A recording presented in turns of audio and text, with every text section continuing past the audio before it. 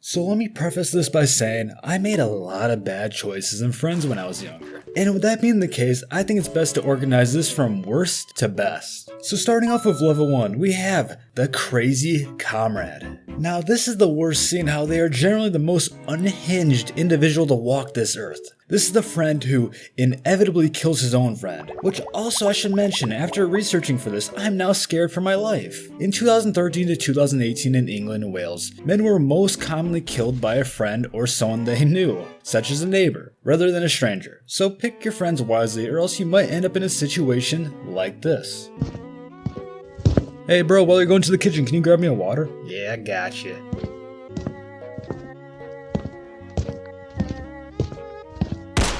And now we have level 2, the backstabbing buddy. But before I hit the stories, let me talk about what this type of friend is. These people are the ones who will steal from you, lie about you, and throw you under a bus. So I had this friend group in high school, and one of them threw a party at their house while their parents were away. And the party was cool. My brother made a beer pong table, and I brought it to the party, but then on a different occasion, one of those friends in that group jumped on it and broke it. So the parents got back, and apparently they made a water bottle bong, and left it on the back porch.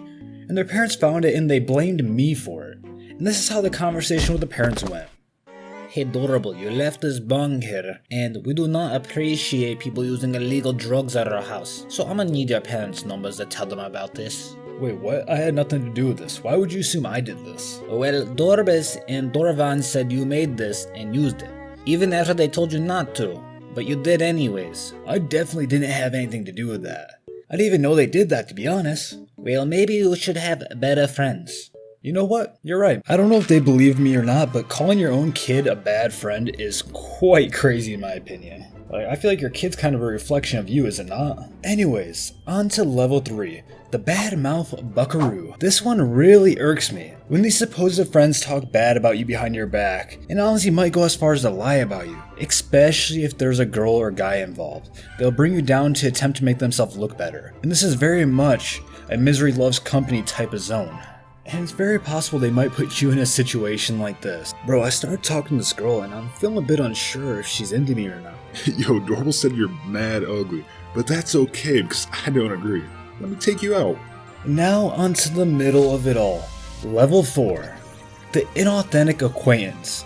And so you might be questioning, why is the mid-level still negative? Well, the secret is that if a friend isn't at least leaning to the positive side, they're not worth having around. And I'm not talking 24/7, everyone has their ups and downs. But this level is generally someone who really isn't interested in you as a person. Like, chances are that they'll cancel plans with you if something better comes along. And if that's the case, you're better off without them. And chances are they may even leave you on open. 8:01 p.m. Now on to level 5, the notable nice one. This one is pretty simple. This is when people show genuine interest and they're kind, which I know doesn't sound like a lot, but with ever shortening attention spans, it can be hard for people to be genuinely interested in a conversation. I mean, in fact, chances are probably about 50% of the people have already left this video. And I think that says more about the people than the video, since the average engagement of the top 10 YouTube videos looks like this, which is pretty close to what I got. I know, casual flex. Anyways, so the 50% of people that left, this is what I imagine their brain looks like on an average day.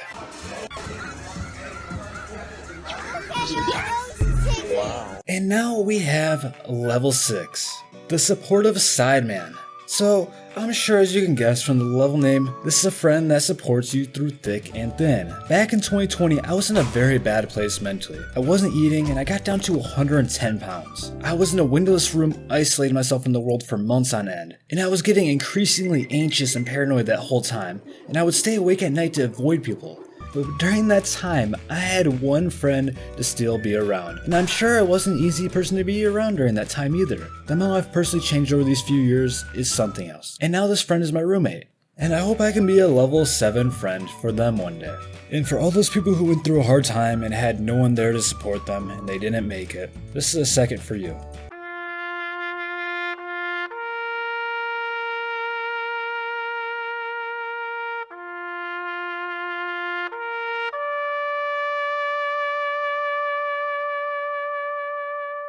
Now on to level 7. We have Biggie Cheese. Okay, I thought we just might have needed some comic relief. But level 7 is the great uplifter. This is a friend that will uplift his other friends with him. A good saying for this type of friend is, rising tides lift all boats. And even if they don't manage to help them rise too much, they may help them in other ways. This is the friend who remembers all the day ones and retires them. And that's pretty much rare because, it's hard to do that. You have to make a lot of money to retire someone. And that makes it the peak of all time. Hey bro, I've been grinding all these years and I appreciate your support. So I want you to have this brand new car. Let's go. And I think the real struggle with friendship is that a lot of times you'll find the majority of your friends when you're young, whether it be in high school or college. But the issue is when people are that age, they often pursue friends based on how cool they are or whatever they want to perceive as cool. Because I know a lot of people perceive like doing drugs and stuff like that as cool. I mean, just look at the rap culture. And when you look at it from that perspective, you start to realize that people are going into things with all the wrong mindsets. I've noticed this a lot with dating too. Like if someone was to get a girlfriend, the first question people would ask like, oh, what does she look like? Hey bro, I just got a girlfriend. Oh really? Let me see a picture. Alright, here. Yeah, she mid. She real mid. Our list of priorities for relationships of any sorts are all messed up nowadays. And they're all from an egotistical me point of view. Because realistically, someone wants a hot girlfriend so they look good with them, It's a bragging point. Someone wants cool friends who do like cool stuff because it's a bragging point. For the longest time when I was young, I did all these pursuits. I vaped because I thought it was cool. I smoked weed because I thought it was cool. And now I don't really do that stuff at all. And it's because I realize it's just not who I want to be and it's not me as a person. And so the second you stop trying to pursue someone else's ideal and you start figuring out who you really are, you start to realize that the only authentic way you're going to find your proper people is if you are actually true to yourself. Hey man, I don't know why, I just felt the need to stop you. But a wise man once told me, your vibe attracts your tribe. Don't you forget that one now.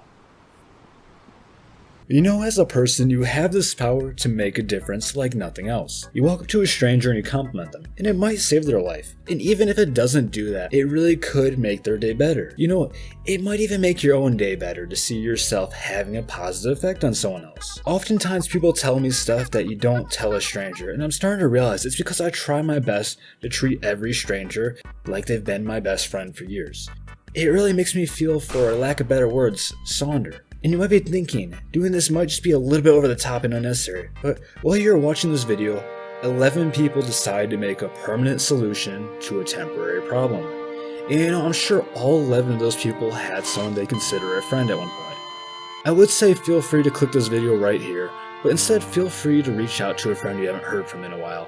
And just remember, no one else is gonna do it for you.